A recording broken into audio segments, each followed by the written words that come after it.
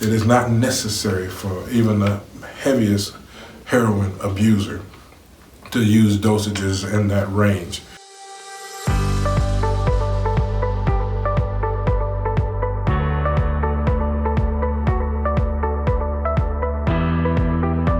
Hello and welcome to this edition of the Wise Medical Minute. I wanted to address a concern today that has caused a lot of people grief when being treated for opiate dependency. And the issue has to do with both a common drug used for treating opiate dependency, Suboxone, being confused with another drug used for the same purpose, Methanol. Now, we've done a previous video to which I refer you if you have not seen our previous recordings. Suboxone is not methadone, but the benefits of Suboxone over methadone are adequately addressed in that previous recording. So I won't belabor that here. Suffice it to say that people are a lot more functional on Suboxone and less sedated or less cognitive impairment than with methadone. And there's no intelligent reason why people can't work while being treated with Suboxone. But the issues that arise have to do with dosage forms, and we'll get into that some more in a minute, and we've dealt with that in another recording pertaining to our tapering protocol. But I wanted to mention, for sake of completeness, there are multiple brands of buprenorphine, which is the active ingredient. And people get confused about the different drugs for different purposes. Now, the good news is there are different dosage forms available now for long-acting, what they call depot administration. So you can get a shot once a week, or you can get a shot once a month and not have to take pills every day. They even have pellets that can be implanted, and you don't have to have medication for as long as 6 months. And I believe that should be longer. But the bottom line is, when people are recovering from opiate dependency, if they don't take something, they get severe withdrawal symptoms, and these withdrawal symptoms can be quite disabling. So the whole concept behind any buprenorphine or any other opiate dependency treatment is to prevent withdrawal. Now, the difficulties arise when it's time to get off this stuff. Even with Suboxone or buprenorphine, whichever brand, the abrupt cessation of the medication will be accompanied by a withdrawal syndrome. This withdrawal syndrome is a lot less severe than with full agonist opiates like heroin or oxycodone or even methadone. But the bottom line is, there is a withdrawal syndrome associated with sudden discontinuation of buprenorphine. The usual concept that we like to address is understanding that the brain thinks in percentages and not milligrams. If we understand that concept, you will understand our basic protocol for getting off Suboxone. When you reduce a dose from, say, 8 milligrams to 4 milligrams, that's a 50% reduction in dose. That's not going to be as well tolerated as if you reduce the dose from 8 milligrams to 7 milligrams or even 8 milligrams to 6 milligrams. But we've addressed the tapering protocol in a whole separate recording, so I refer you to that for that concept to be adequately explained. The point I want to make now is there's a lawsuit pending, and for anyone who's been on Suboxone between 2013 and 2019, the company that makes it and the company that's the parent company of the company that makes it came to a $60 million total settlement.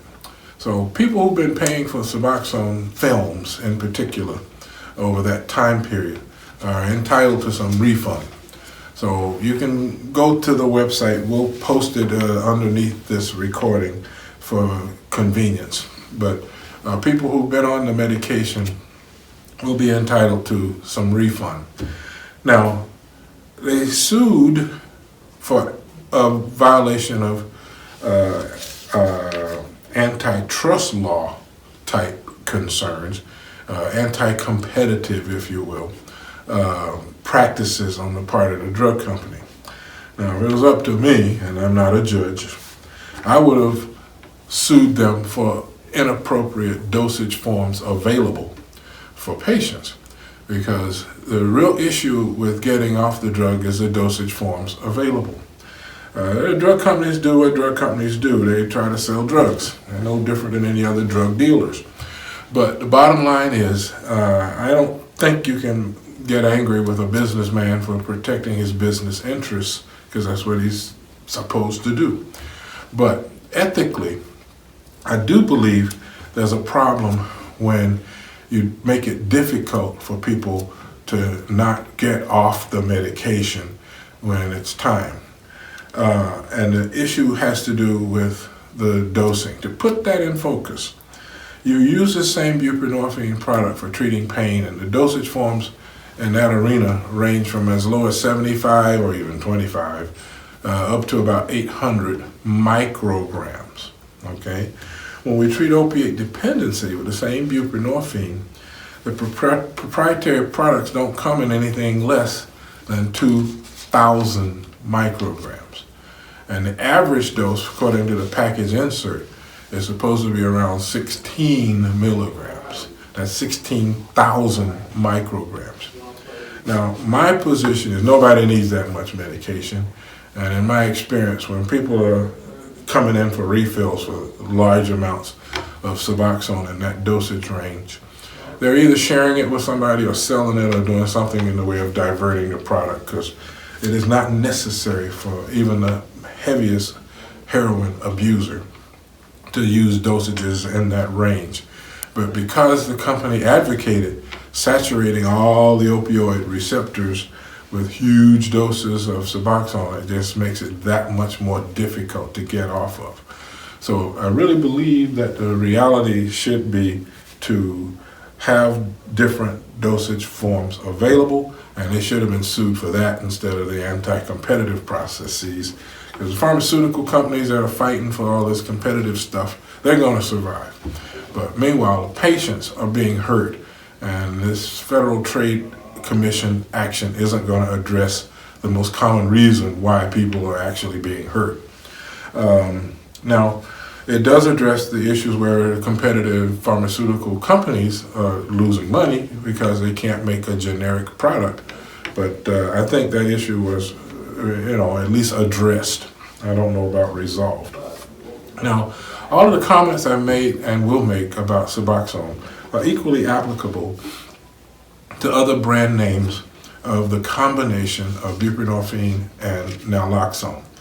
Zubsolv and Bunavail are two products I do have some experience with, as well as Suboxone. And there's another one, Casipa, that I don't hear much about, but apparently it is the same two drugs in combination form. Understand that the naloxone is there to simply avoid abuse. It's a deterrent, because if you snort it or shoot it up or grind it up and do things that drug addicts do, the naloxone will kick in and cause a withdrawal reaction, and therefore making this stuff very difficult to overdose on. But when taken as directed, and the directions say to dissolve it under your tongue, it is pretty safe, and you can't really kill yourself with it. That's the good news. Now, I won't belabor the concept of getting off of it, except to say, with our tapering protocol, you don't have to stay on Suboxone forever. Now, the other thing I want to stress is the drug companies advocate, and I don't get mad at them for this, but they advocate treating opiate dependency like any other chronic disease, like high blood pressure or diabetes. Once diagnosed, you're expected to stay on treatment forever. Now, I haven't embraced that philosophy wholeheartedly, but I do have patients for whom I think that approach is necessary. There are a lot of people who will relapse if you stop their therapy. So not everybody needs to be tapered off. Unfortunately, there is no blood test, there is no x-ray, there is no test that we can do to identify those people that can safely be tapered off medication from those people who have to be on something indefinitely. So that's a social and psychological and logistical kind of thing that has to be addressed on an individual basis. But A, people can work while on Suboxone.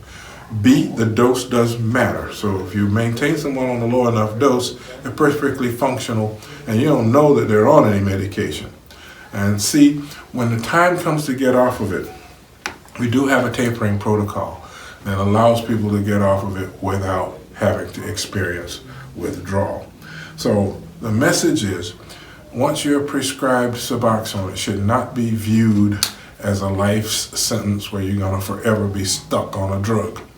It should not be compared to Methanol in terms of the difficulties getting off of the buprenorphine-based product. Similarly, we use as a tool to address the inadequate dosage forms available, we use a compounded form of buprenorphine and custom-made troches from compounding pharmacies, and we can adjust the dose as low or as high as we need to for the specific individual. So I'll address questions about the tapering protocol in a personal one-on-one kind of basis, but suffice it to say the protocol exists, is well developed. We have 7, almost 8 years experience with it.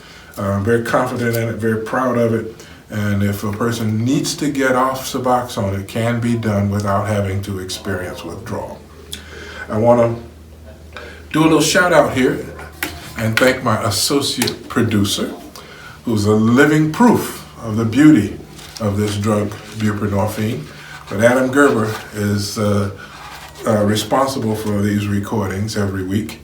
And he's living proof that people can be very productive, very useful in their day-to-day activities, and even pass FTC exams and all kinds of complicated cognitive things while on medication. So thank you, Adam. I want to say that publicly, and I want to encourage anyone who has suggestions for future topics to write me at info@wisemedicalcenter.com, and we'll address whatever questions you have on this subject or others. Thanks.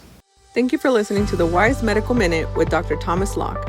Dr. Locke addresses current events as well as important medical issues using responsible, unbiased journalism approached from a medical perspective. We invite you to submit questions or comments or suggestions for future topics by email to info@wisemedicalcenter.com. Again, thank you for viewing the Wise Medical Minute.